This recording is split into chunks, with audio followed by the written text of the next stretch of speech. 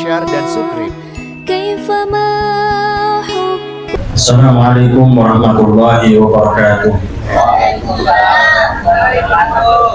Bismillahirrahmanirrahim. Alhamdulillahirabbil alamin wa bihi nasta'in ala umuri dunya waddin. Wassalatu wassalamu ala asyrafil anbiya'i wal mursalin sayyidina wa maulana Muhammadin wa ala alihi wa sahbihi ajma'in.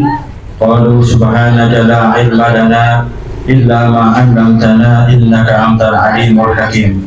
Wa qala rabbi shrah li sadri wa yassir li amri wahlul 'uqdatam min lisani yafqahu qawli. Allahumma faqihna fid din. Amin. Wa 'allimna at-ta'wil. Allahumma arinal haqqa haqqan warzuqna ittiba'ah wa arinal batila batila warzuqna ijtinabah. Bi rahmatika ya arhamar rahimin. Walhamdulillahi rabbil alamin. Amma ba'du. Ya, sama-sama kita hormati, kita muliakan para alim, para ulama, para sesepuh, pilih sepuh, wabil khusus kepada al-mukarram al-muhtaram guru kita Al-Ustaz Ahmad dan keluarga. Kita doakan semoga beliau selalu sehat, berkah panjang umur, dikabulkan hajat-hajatnya oleh Allah. Amin amin ya rabbal alamin. Para jamaah hadirin hadirat yang dimuliakan oleh Allah, pertama marilah kita panjatkan puji syukur kehadirat Allah Subhanahu wa taala yang telah melimpahkan berbagai macam kenikmatan kepada kita, wabil khusus nikmat iman dan Islam, sehingga alhamdulillah pada malam hari ini kita bisa bersama-sama hadir di majelis yang mulia, yaitu Majlisul Ilmi. Mudah-mudahan hadirnya kita, duduknya kita di tempat mulia ini menjadi wasilah dosa-dosa kita diampuni oleh Allah dan derajat kita diangkat oleh Allah fid dini wa dunya wal akhirah. Amin amin ya rabbal alamin. Salawat wa salam semoga tercurahkan kepada junjungan kita Nabi besar Muhammad sallallahu alaihi wasallam yang akan selalu kita nantikan dan harapkan syafaatnya besok di hari kiamat. Mudah-mudahan kita semuanya termasuk umat Rasul yang telah mendapatkan syafaatul uzma dari beliau Nabi Muhammad Rasulullah sallallahu alaihi wasallam. Amin amin ya rabbal alamin. Para hadirin jamaah yang dimuliakan oleh Allah, sebelum kita mulai pengajian, mari kita bersama-sama menghadiahkan suratul Fatihah untuk para ulama, guru-guru kita, wabil khusus pengarang kita. Mudah-mudahan apa yang kita kaji bermanfaat. Amin ya rabbal alamin. Ila hadratin Nabi Muhammadin sallallahu alaihi wasallam. Assalamu ala alihi wa ashabihi wa azwajihi wa dhurriyyatihi wa ahli baitihi. Syahadu billahi lahumul Fatihah. A'udzu billahi minasyaitonir rajim. Bismillahirrahmanirrahim. Alhamdulillahi rabbil alamin. Ar-Rahmanir Rahim. Maliki yaumiddin. Iyyaka na'budu wa iyyaka nasta'in. اهدنا الصراط المستقيم صراط الذين أنعمت عليهم غير المغضوب عليهم ولا الضالين. رب اغفر لي ولوالدي آمين. ثم إلى الحجة والعلماء العاملين من الفقهاء والمحدثين وإلى جميع مشايخ ومشايخنا خصوصا لمؤلف هذا الكتاب شيخنا وابي البنتني أن الله يعلي درجاتهم في الجنة ويأمرون بأسرارهم وأنوارهم وعلومهم في الدين والدنيا والآخرة. الفاتحة. أعوذ بالله من الشيطان الرجيم. بسم الله الرحمن الرحيم. الحمد لله رب العالمين. الرحمن الرحيم. مالك يوم الدين.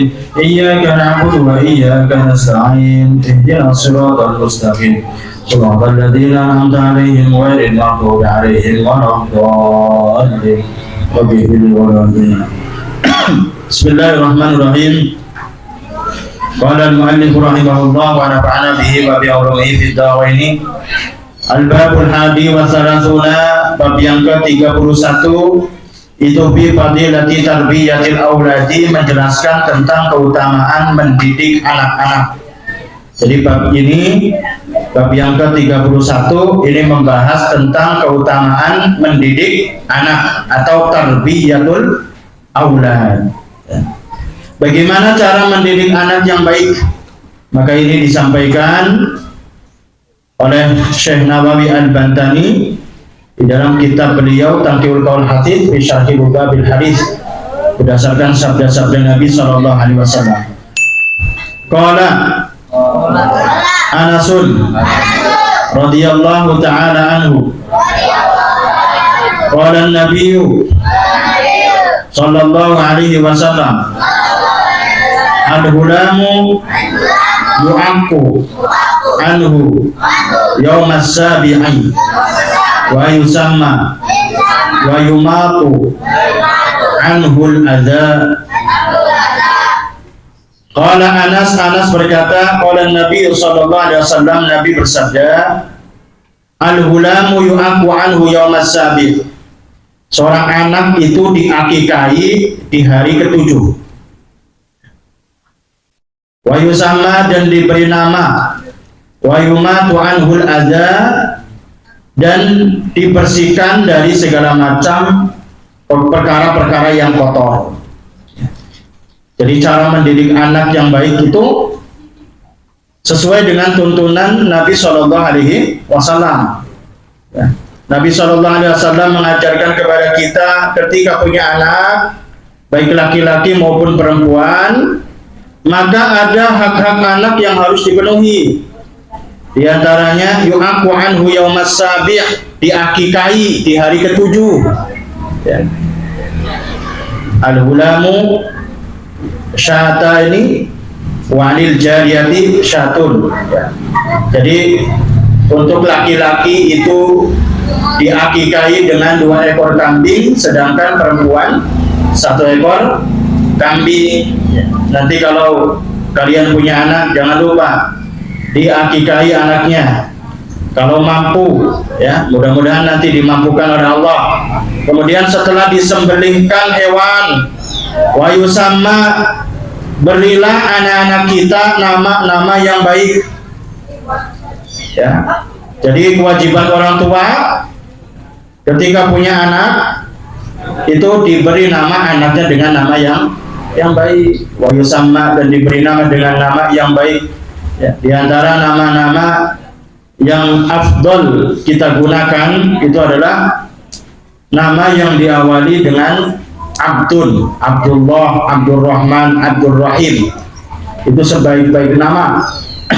Atau bisa kita niru nama para nabi, nama para wali, tujuannya untuk bertabarruk dengan nama-nama beliau. Ya. Jadi jangan ngasih nama dengan nama-nama yang gak baik, ya.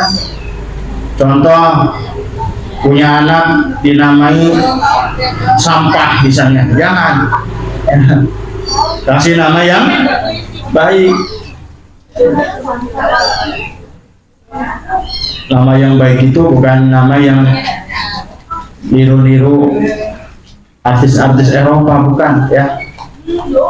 Nama yang baik itu nama yang punya makna baik dan diambil dari nama-nama yang dicontohkan oleh Nabi Muhammad Rasulullah Sallallahu Alaihi Wasallam. Ya. Bisa dengan nama-nama para wali, Syekh Abdul Qadir Jailani, Imam Al-Ghazali, silakan. Itu dalam rangka bertabaruk dengan nama-nama para wali-wali Allah Subhanahu wa Ta'ala. Di zaman sekarang masih nama anaknya itu sesuai dengan bulan lahirnya. Ya, bulannya Februari, namanya Febrianus. Lahirnya di bulan Juni, namanya Junius. Lahir di bulan Juli, namanya Julius. Ya.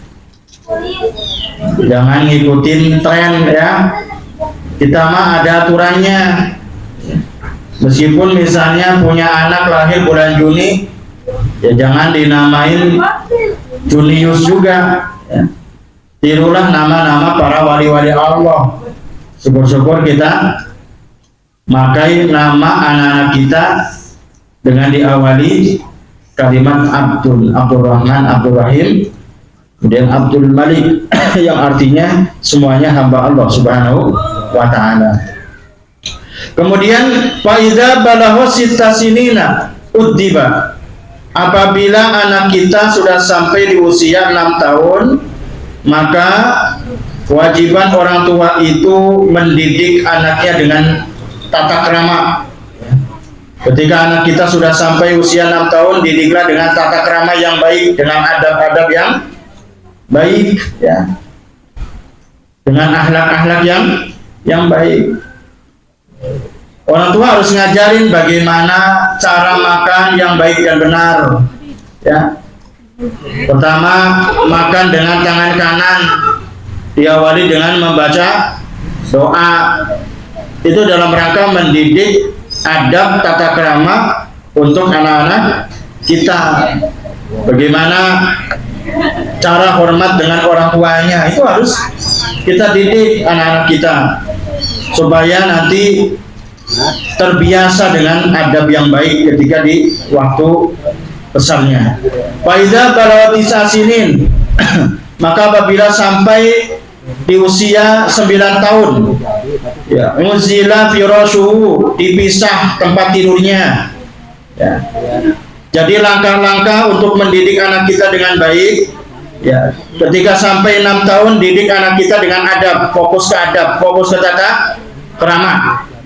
Kemudian ketika sampai usia 9 tahun, maka pisah tempat tidurnya, ya, tempat tidurnya dipisah. Kemudian fa'idha balagha salata ashrata sanatan, maka apabila sampai 13 tahun, ya, duriba ala sholah, boleh dididik, ya, dengan pukulan, ya, ketika tidak mengerjakan sholat. Tapi pukulannya itu ada aturannya, ya. Jangan mukul anak kita dengan balok, ya, pakai balok, ya kan, pakai pentungan, jangan. Kita boleh mukul anak itu pertama dengan lidi. Lidinya jangan lidi keroyokan, ya, jangan sapu lidi banyak, jangan. Dengan lidi 2 atau 3, kemudian kita pukul anak kita di bagian bokongnya. Jangan kita pukul di bagian-bagian yang terlarang. Di antaranya, jangan mukul anak kita di bagian kepalanya. Jangan mukul anak kita di bagian mukanya. Area muka, kepala, leher, itu nggak boleh, ya.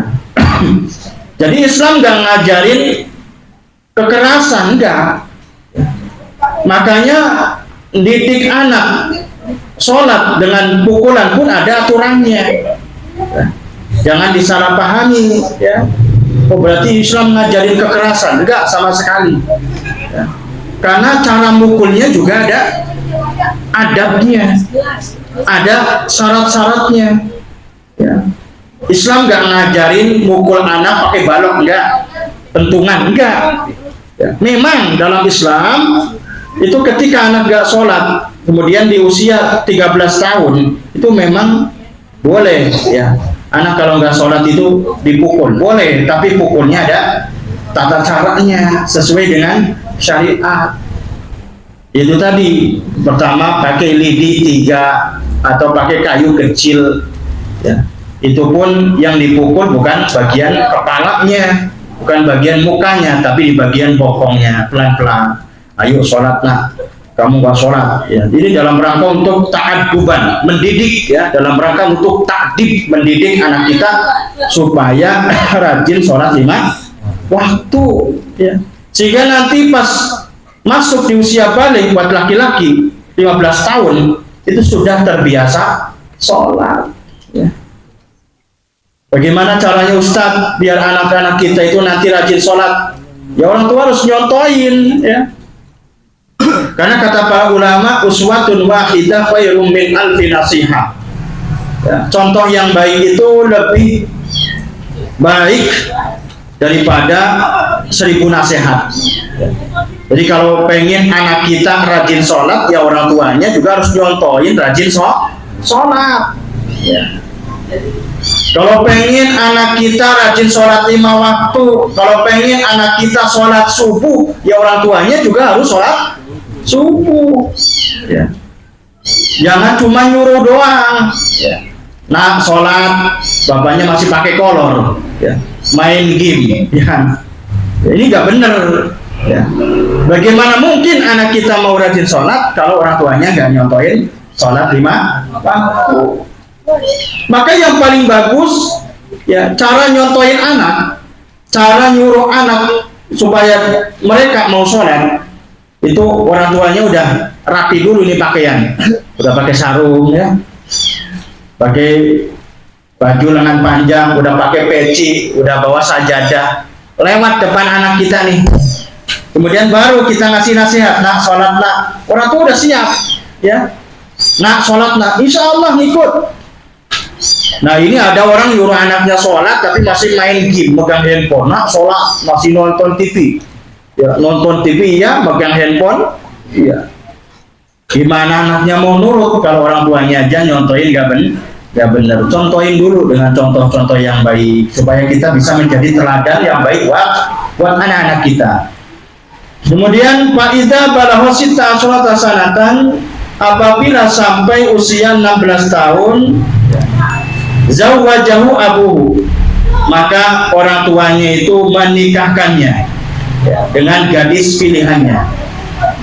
Jadi kalau udah 16 tahun udah punya calon, dinikahkan dengan pilihannya supaya terhindar dari zina, terhindar dari fitnah. Tsumma akhadha biyadihi wa qala qad adabtuka wa 'allamtuka wa ankahtuka a'udzu billahi min fitnatika fid dunya wa 'adzabika fil akhirah. Kemudian ketika Nabi memberikan nasihat kepada Anas bin Malik, Nabi kemudian memegang tangannya Anas bin Malik, ya. Wa qala qad adabtuka wa 'allamtuka wa ankahtuka a'udzu billahi min fitnatika fid dunya wa 'adzabika fil akhirah. Jadi kalau orang tua ini ya mau nikahin anaknya, maka kalau bisa sampaikan kalimat ini. Qad adabtuka wa 'allamtuka wa ankahtuka a'udzu billahi min fitnatika fid dunya wa 'adzabika fil akhirah. Ya. Saya telah mendidikmu dan saya telah mengajarimu dan saya telah menikahkanmu. A'udzubillahi min fitnatika fid dunya wa 'adzabika fil akhirah. Saya berlindung kepada Allah dari fitnahmu di dunia dan azabmu di akhirat, ya. Jadi kalau misalnya orang tua ini udah didik dengan baik, ya, sudah mengakikahi kita, ya, kemudian sudah didik kita dengan baik, maka di usia-usia di mana kita mau nikah, ya, itu kasih nasihat anak kita, ya. Ya. Hari ini saya mau nikahin kamu, ya. Saya telah memberi kalian adab, saya telah memberi ente adab, saya telah memberi engkau adab, saya telah mengajarkanmu dengan ilmu agama, saya telah menikahkanmu, maka saya berlindung kepada Allah dari fitnahmu. Karena anak itu bisa jadi fitnah, ya. Bisa jadi fitnah buat orang tuanya. Saya berlindung kepadamu dari fitnahmu di dunia dan siksamu di akhirat. Jadi kalau orang tua sudah ngasih pendidikan, tarbiyah ke anaknya dengan baik, ya, Pak, insya Allah besok di akhirat itu udah lepas tanggung jawabnya, ya. Jadi artinya anak itu nggak nuntut, Pak, di akhirat itu nggak nuntut dia, nggak nuntut orang tuanya, bahkan tidak menghalangi orang tuanya masuk surganya Allah Subhanahu wa Ta'ala. Kemudian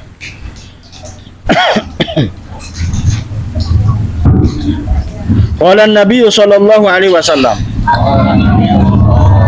ma nahala walidun waladaha afdalu min adamin hasanin. Tidak ada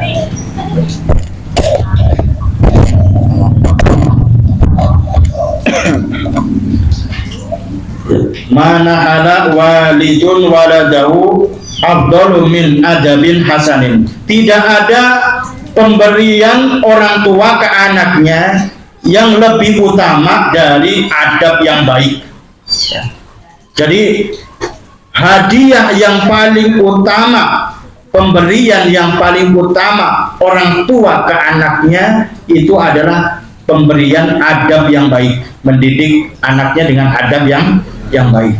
Tidak ada pemberian orang tua ke anak yang lebih afdol, lebih utama daripada adab yang baik. Karena adab itu penting. Ya. Adab ini luar biasa, tata krama ini luar biasa. Seseorang bisa menjadi mulia ya, di hadapan manusia itu karena sebab adabnya, karena sebab tata keramanya yang baik. Ya. Orang kalau beradab, insya Allah dihargai oleh semua orang. Ya. Kalau punya adab itu, insya Allah dihargai sama banyak orang. Kemudian Rawahu Tirmidzi wal Hakim an Amr bin Sa'id bin As ay ma'atau atiyatun ma'atau atiyatan afdalu min ta'dibi binahwi tawbihin wa tahdidin wa darbin ala fi'lil hasan wa tajannubil qabihi fa inna husnal adabi yurfa'ul abdul muluka yurfa'ul abdu al mamluka ila rutbatil muluki. Jadi dalam satu riwayat dijelaskan adab yang baik itu bisa mengangkat seorang budak ke derajat raja. Jadi adab yang baik itu bisa mengangkat orang yang biasa itu menjadi orang yang luar biasa. Ya.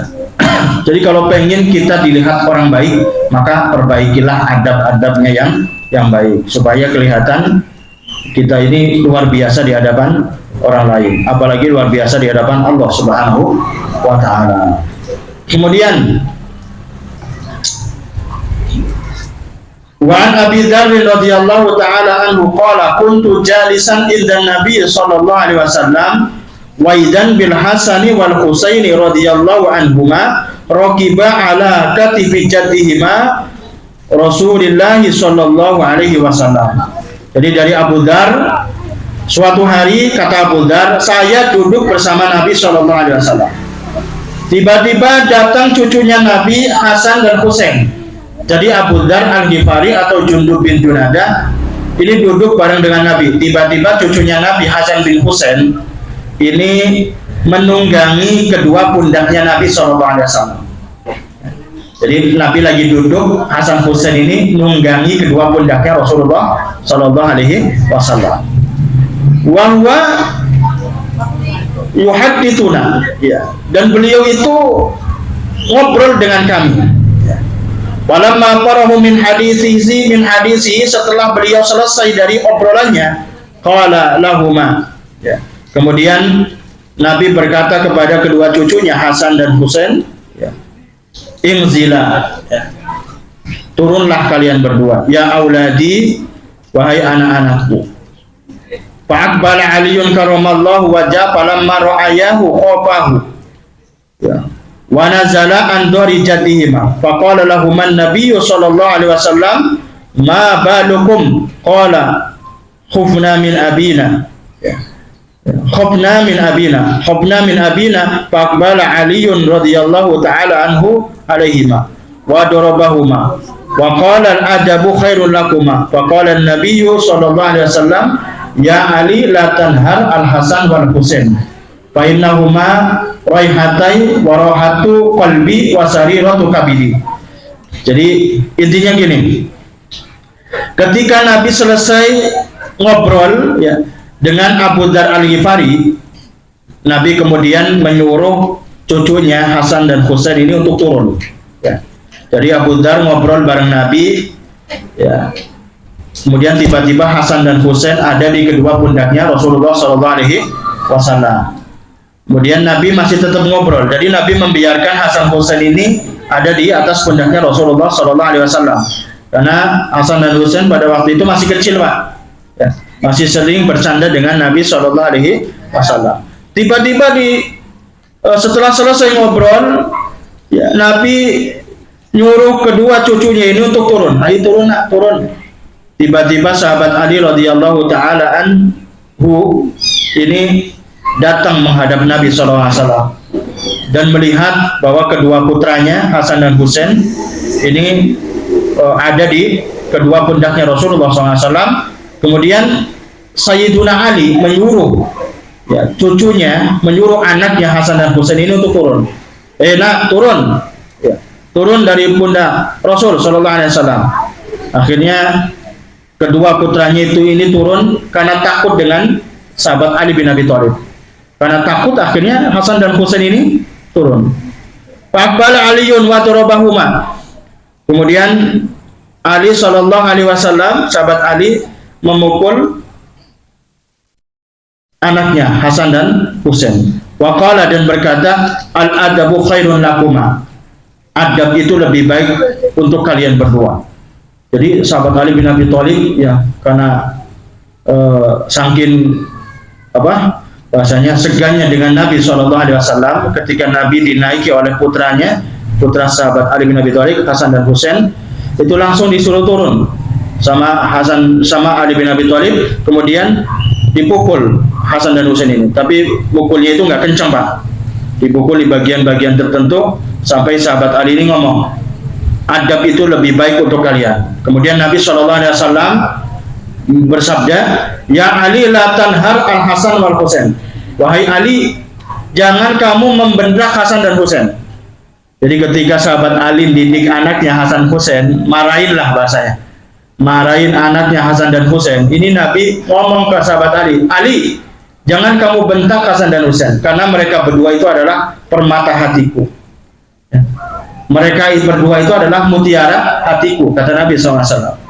Seakan Nabi ini gak tega kalau cucunya ini dimarahin sama sahabat Ali bin Abi Thalib. Udah gak apa-apa, jangan dibentak Hasan dan Husain, jangan dibentak Ali, gak apa-apa, naik ke pundakku, kata Nabi SAW. Jadi tujuan Sayyidina Ali bentak Hasan dan Husain, marahin Hasan Husain, ini tujuannya itu untuk mendidik adab ya. Meskipun Nabi Muhammad SAW tidak mempersalahkan itu, mempermasalahkan tidak, tapi karena Sayyidina Ali pengen Hasan dan Husain ini nanti besarnya itu punya adab yang baik, karena dari kecil udah dididik adab. Kemudian ketika ditegur Hasan dan Husain oleh sahabat Ali, Nabi negur sahabat Ali, Ali, jangan kamu bentak Hasan dan Husain, karena mereka berdua itu adalah mutiara hatiku. Kemudian faqala Ali radhiyallahu ta'ala anhu wa karramallahu wajhah sam'an wa ta'atan. Jadi ketika Nabi ngomong, Ali, jangan kamu bentak Hasan dan Husain, sahabat Ali langsung ngomong, sam'an wa ta'atan, manut, saya manut ya Rasul. Sam'an wa ta'atan. Beliau itu kalau dinasihatin Nabi, sahabat Ali kalau dinasihatin Nabi itu langsung jawabnya sami'na wa ta'ana. Ya, kami manut bahasanya. Ya, siap, kami manut, bukan sami'na wa sayna ya, tapi sami'na wa ta'ana, kami manut. Tiba-tiba banazara Jibrilu, tiba-tiba pas Nabi SAW itu ngasih nasihat ke sahabat Ali untuk tidak bentak Hasan dan Husain, turunlah malaikat Jibril ya. Waqala, kemudian malaikat Jibril berkata kepada Nabi Muhammad, ya Muhammad, al-haqqu yaqulu utruk aliyan yu'addibuhuma asbi'u auladakum wa ahsinu asma'ahum wa tayyibu abdanakum turzaku syafa'atahum ya. Jadi kemudian malaikat Jibril mendengar Rasul SAW nasihatin Ali untuk tidak membentak anaknya, padahal niatnya Ali itu benar, didik Hasan dan Husain supaya memiliki adab yang baik. Malaikat Jibril ngomong ke Nabi, ya Muhammad, jangan engkau lakukan itu, biarkan Ali mendidik anaknya ya.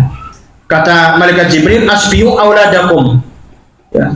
Berilah makanan anak-anak kalian, wa ahsinu asma'ahum, dan berilah nama-nama anak kalian dengan nama yang baik, wa tayyibu abdanakum, dan berilah wangi-wangian kepada anak-anak kalian. Turzaku syafa'atahum, maka kalian akan diberi syafaat mereka, maka kalian akan mendapat syafaat mereka. Jadi kata malaikat Jibril, ya Muhammad ya, sampaikan kepada umatmu, kalau pengen dia di hari kiamat itu mendapat syafaat anak-anaknya, karena nanti anak-anak juga bisa memberikan syafaat orang tuanya. Jadi kata malaikat Jibril, sampaikan kepada umat kalian, kalau pengen orang tua dapat syafaat dari anak-anaknya besok di hari kiamat, pertama ya, berilah anak-anaknya makan dengan makanan yang halalan thayyibah. Kemudian wa ahsinu asma'ahum, berilah nama mereka dengan nama-nama yang baik. Jangan asal ngasih nama anak kita nanti. Memberi nama anak kita dengan nama yang baik itu bisa menjadi sebab kita nanti mendapat syafaat dari anak-anak kita. Ya. Kemudian watayyibu abdanakum, berilah mereka wangi-wangian. Ya, maksudnya berilah mereka wangi-wangian dan danilah anak kita ya, dengan pakaian-pakaian yang rapi, pakaian-pakaian yang bersih. Berilah mereka fasilitas. Ya. Berilah mereka wangi-wangian, jangan biarkan bau mereka itu apek rasanya. Jadi insya Allah kalau orang tua memberikan makanan ke anaknya dengan halal dan thayyibah, kemudian memberikan nama yang baik, kemudian memberi badannya wangi-wangian, ya, insya Allah maka nanti di hari kiamat mereka berhak mendapat syafaat dari anak-anaknya. Ingat, anak itu bisa memberikan syafaat orang tuanya, ya, dan juga bisa menjadi sebab orang tuanya dimasukkan neraka oleh Allah Subhanahu wa Ta'ala. Tergantung kita melayani anak kita, ya. Kita melayani anak kita dengan baik atau enggak? Kita didik anak kita dengan baik atau enggak? Kita bekali anak kita dengan ilmu agama atau enggak? Kalau kita sudah bekali anak kita dengan ilmu agama, sudah didik anak kita dengan adab yang baik, sudah memberikan nama anak kita dengan nama-nama yang baik, maka insya Allah besok di hari kiamat mereka akan memberi syafaat untuk kita semuanya sebagai orang tua. Ya. Dan nanti kita punya hujjah di hadapan Allah Subhanahu wa Ta'ala. Adapun kalau kita membiarkan anak-anak kita nggak belajar ilmu agama, tidak kita didik anak kita dengan ilmu agama, dengan adab yang baik, dengan tata krama yang baik, kemudian kita menelantarkan anak-anak kita, tidak memberikan nama anak-anak kita dengan nama-nama yang baik, maka nanti di hari kiamat anak-anak kita ini akan minta pertanggungjawaban kita. Kalau seandainya kita ahli surga, nanti dipanggil oleh Allah, fulan, anakmu gak ridho ente masuk surga. Loh, kenapa nggak ridho? Dulu anakmu ditelantarkan, dulu engkau biarkan anakmu nggak belajar ilmu agama, ya, sehingga dia nggak pernah sholat. Sekarang dia minta pertanggungjawaban orang tuanya, dia nggak ridho kalau orang tuanya masuk surga. Akhirnya apa? Dimasukkan neraka oleh Allah Subhanahu wa Ta'ala. Jadi kalau kita didik anak kita dengan baik, insya Allah itu bisa menjadi sebab anak kita memberikan syafaat ke orang tuanya. Kemudian falamma sami'a bidzalika an-nabiy qala ya masyarul muslimin man razaqallahu ta'ala biwaladin fa alaihi bita'dibihi wa ta'libihi fa inna man 'allama waladahu wa addabahu razaqahullahu syafa'atahu wa man taraka waladahu jahilan kana kullu dhanbin amilahu alaihi. Nah, ini kata Nabi SAW, wahai orang-orang Islam, siapa orang yang dikaruniai anak, maka wajib baginya memberikan pendidikan yang baik, khususnya ilmu agama. Kemudian wajib baginya mendidik anak kita dengan adab yang baik. Wajib baginya mengajarkan ilmu. Ya, jadi kalau orang tuanya nggak bisa ngajarin anaknya ilmu, titipkan ke para ulama. Itu juga sama dengan taklim, mengajarkan kebaikan. Kalau orang tuanya nggak mampu mendidik anaknya dengan ilmu agama, titipkan kepada kiai, titipkan kepada ustaz, titipkan ke pondok-pondok pesantren. Kata Nabi, fa inna man 'allama waladahu wa addabahu razaqahullahu syafa'atahu. Siapa yang mendidik anaknya kemudian memberikan didikan adab ke anaknya dengan adab yang baik, maka Allah akan beri orang tuanya syafaat besok di hari kiamat. Syafaat siapa? Syafaat anaknya.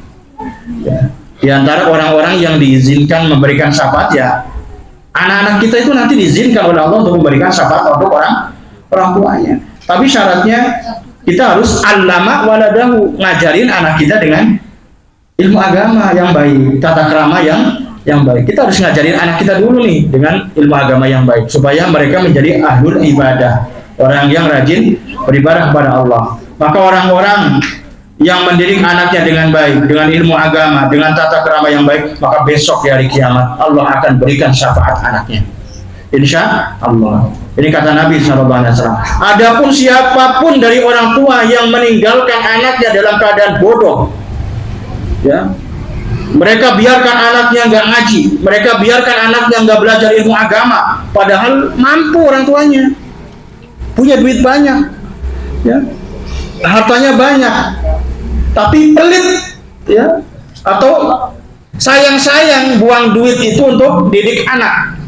Ya, dia nggak rela duitnya habis untuk didik anaknya, sehingga dia tinggalkan anaknya dalam keadaan bodoh, maka karena kullu dzambin amilahu alaih, setiap dosa yang dikerjakan oleh anaknya itu bisa jadi dosa jariah. Naudzubillah min dzalik. Orang yang membiarkan anaknya bodoh, nggak ngaji, nggak belajar ilmu agama, padahal orang tuanya mampu, maka setiap kali anak berbuat dosa, orang tuanya dapat dosanya. Naudzubillah min. Dan sebaliknya, siapapun yang mendidik anaknya dengan ilmu agama yang baik sehingga anaknya jadi ahli ibadah, siapa yang mendidik anaknya dengan tata krama yang baik sehingga anaknya menjadi orang yang beradab, maka selama anaknya berbuat baik, selama anaknya berbuat soleh, ya, atau beramal soleh, melakukan kebaikan, orang tua dapat pahalanya.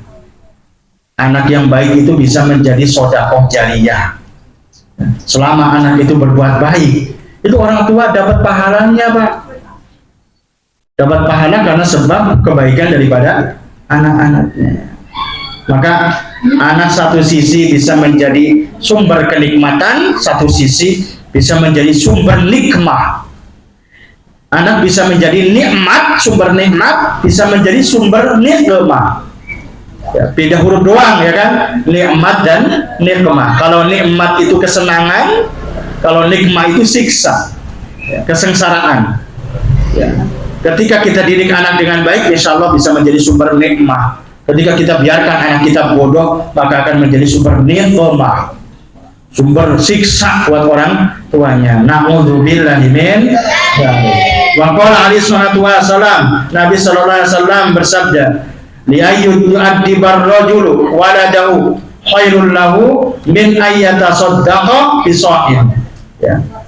La ayyu'addibar rajulu waladahu khairul lahu min ayyatasaddaqa bisa'in. Sungguh orang tua yang mendidik anaknya dengan tata krama yang baik, dengan ilmu agama yang baik, itu lebih baik baginya daripada sedekah satu sok setiap hari.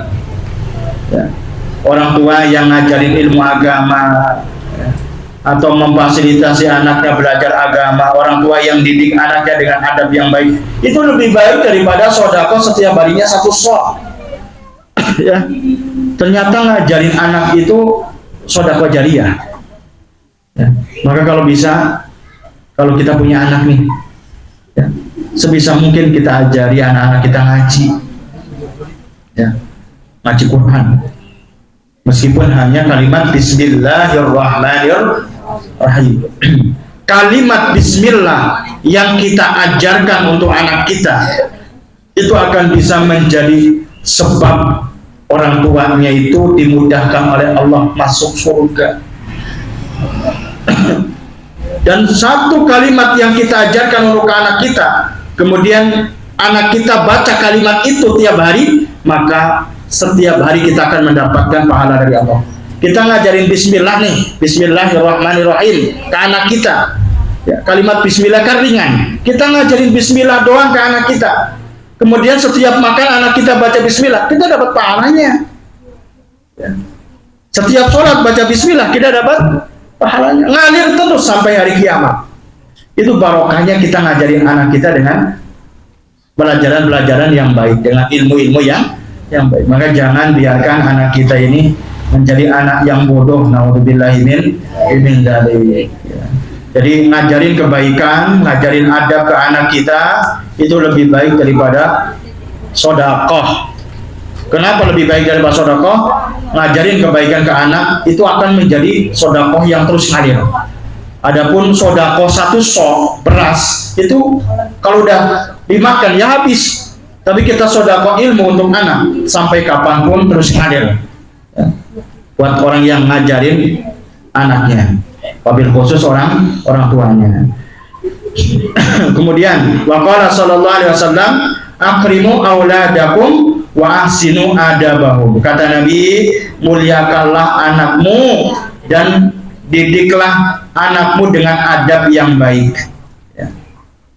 Adab yang baik itu apa sih Ustaz?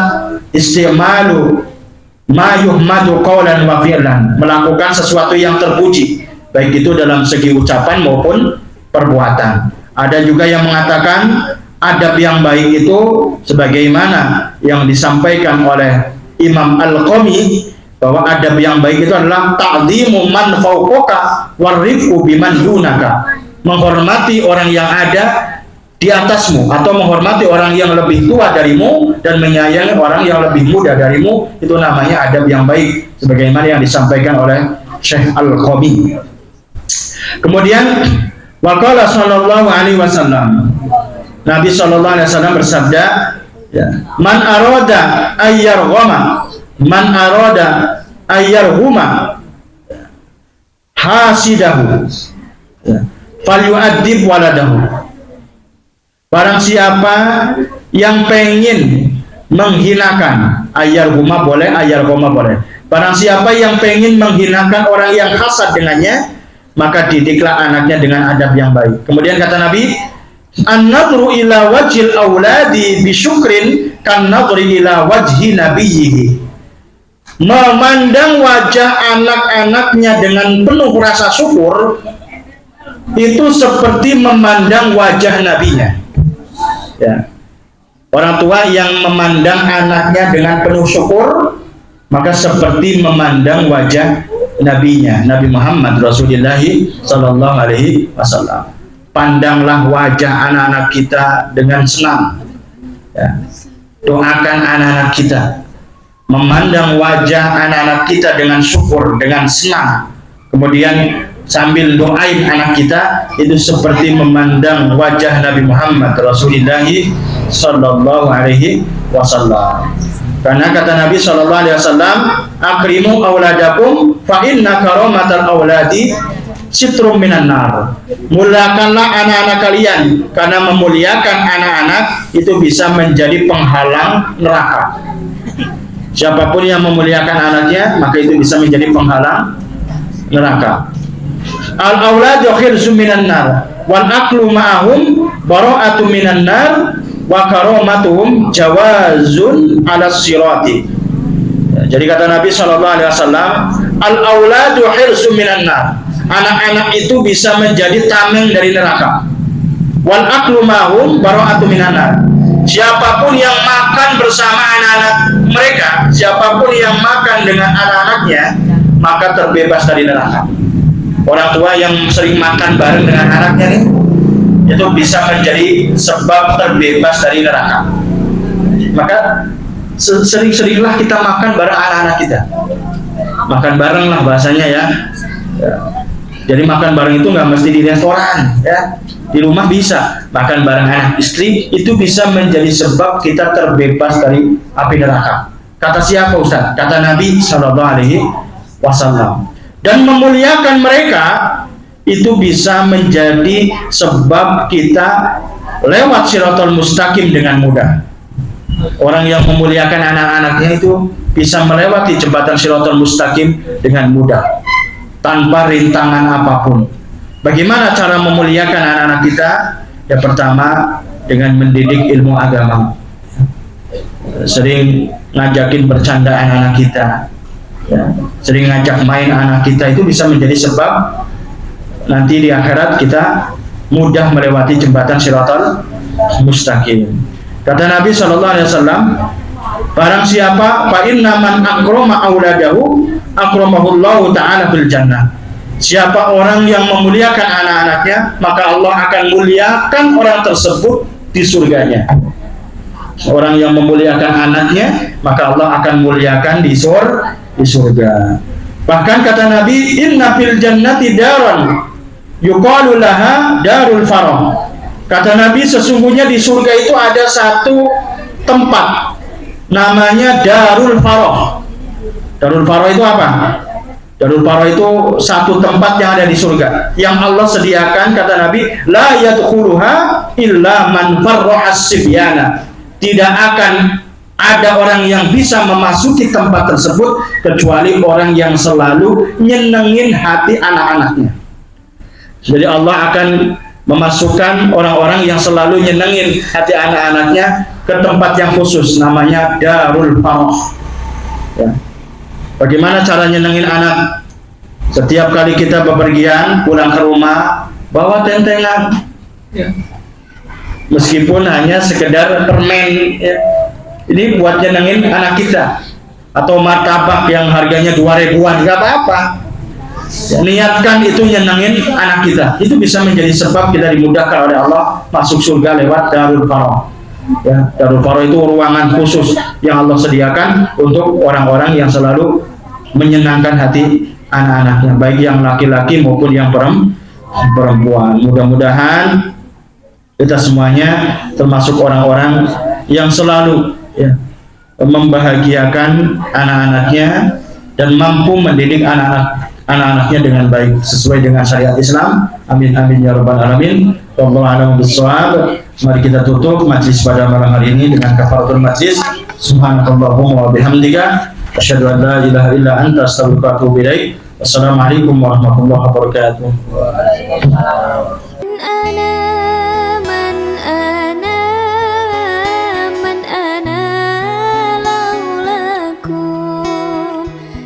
فما